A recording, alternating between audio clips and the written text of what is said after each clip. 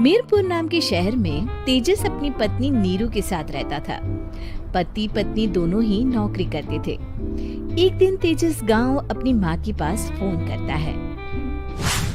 Hello, प्रणाम माँ। जीते रहो माँ, तुम दादी बनने वाली हो हैं? अरे वाह, ठीक है बेटा, मैं कल ही आती हूँ। जब माँ जी शहर पहुंची तो बेटे बहू ने बहुत अच्छे से स्वागत किया। लीजिए माँ जी चाय। अरे गर्मा गर्म पकोड़े ले आओ माँ के लिए।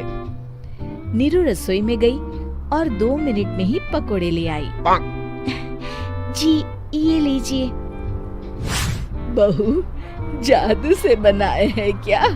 अभी तो रसोई में गई थी। यम्मी। माँ जी, शीला रसोई में पकोड़े तल रही है, मैं बस लेकर आई। हे भगवान, मेरा धर्म भ्रष्ट कर दिया तूने। अब तो गंगा जल से शुद्धिकरण करना होगा।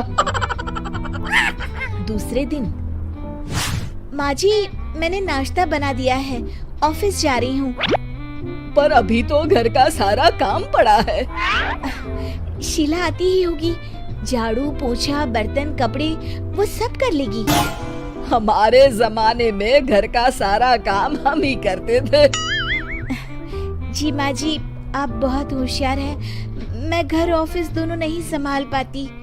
तो जरूरत क्या है घर से बाहर जाकर चाकरी करने की? वैसे भी घर का काम खुद करने से घर में बरकत आती है, समझी? पर माँ जी। पर वर कुछ नहीं, इस महीने की पगार मिले फिर ऑफिस बंद। हाँ।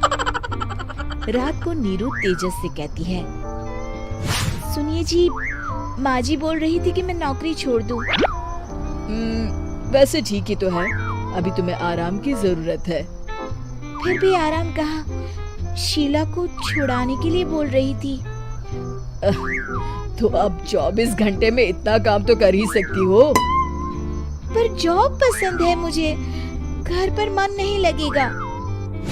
अगले दिन जब दोनों ऑफिस के लिए निकल रहे थे, मेरी तो कोई कीमत ही नहीं है इस घर में।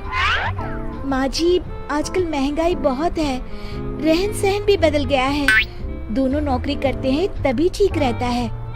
अच्छा, तू कहना क्या चाहती है? मेरा बेटा तुझे बिठा के खिला नहीं सकता? तू ही इस घर का खर्च चला रही है, हैं? नहीं माँ जी, मेरा वो मतलब नहीं था। मतलब खूब समझती हूँ, ये बाल धूप में सफेद नहीं किए मैंने। हाँ। अब तो ये रोज का काम हो गया था। तेजस भी रोज की झिकझिक से परेशान हो गया था। एक दिन उसने कहा, नीरू, वैसे भी तुम्हें मैटरनिटी लीव मिलने वाली है, तो अभी से ही छुट्टी ले लो। पर क्या, मेरी सैलरी अच्छी खासी है।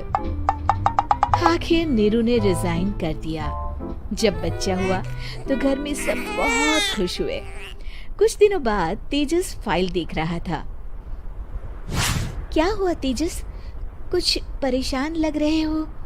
हाँ, वो हमारी जितनी सेविंग्स थी वो तो हॉस्पिटल में और छठी के फंक्शन में खत्म हो गई है नीरू। और अभी वैसे मंदी चल रही है तो मैं बोल रही थी कल मुन्ना को हेपेटाइटिस का टीका लगवाना है। नीरू, क्या पोस्टपोन नहीं कर सकते? नहीं जी, बिल्कुल नहीं। अब तेजस को समझ में आ रहा था कि उससे गलती हुई है। पैसों की कमी का असर घर के माहौल पर भी पड़ रहा था। अगले दिन, बेटा मेरा चश्मा और ये दवाइयाँ ले आना, पर्चा देते हुए माँ जी ने कहा। जी। तेजस, मुन्ना के लिए दूध का डिब्बा और डायपर भी ले आना, और ये किराने के सामान की लिस्ट है, इसे भी लाना है। तेजस गुस्से में लिस्ट मरोड़कर फेंकता है और चिल्लाता है, पैसे क्या पेड़ पर उगते हैं? ये ले आना, वो ले आना। अरे पर ये जरूरत का सामान ही है। वो गुस्से में बिना कुछ कहे ऑफिस चला गया। अरे लंच तो ले जाइए। नीरू दौड़कर डिब्बा पकड़ाती है एक दिन खाना खाने के बाद, नीरू, अब तो मुन्ना कुछ बड़ा हो गया, तो अब तुम वापस ज्वाइन कर लो ना जॉब। पर इस रिसेशन में जॉब मिलना बहुत मुश्किल है। ट्राई तो करो।